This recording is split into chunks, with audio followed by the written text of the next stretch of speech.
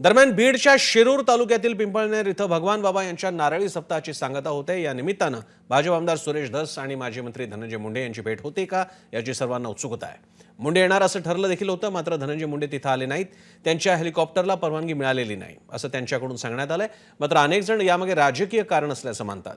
संतोष देशमुख हत्या प्रकरण समोर आल्यापासून सुरेश धस यांनी धनंजय मुंडेंवर अनेकदा आरोप केले, तेव्हापासून दोघेही एका मंचावर दिसलेले नाहीत। यावर धस यांनी काय प्रतिक्रिया दिली पाहूया।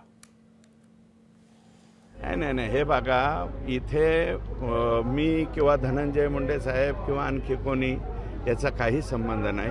भगवान बाबांच्या चरणी भगवान बाबांच्या चरणी लीन व्हायला सगळे पक्षीय सगळे लोक या ठिकाणी येऊ शकतात। आणखीही कोणी ज्याला कोणाला इच्छा असेल। आणि हे बघा, अतिशय चांगलं वातावरण झालंय। दोन्ही गडाचे सप्ते इथं होते। दोन्ही गडाचे सप्ते आजूबाजूचे सगळ्या दोन्ही गडाच्या कार्यक्रमाला जात आहेत। पिंपळनेरवाल्यांनी राक्षस भुवनकरांना पंगत दिली आणि राक्षस भुवनकरांनी पिंपळनेरकरांना या ठिकाणी पंगत दिलेली आहे। एबीपी माझा, उघडा डोळे बघा नीट।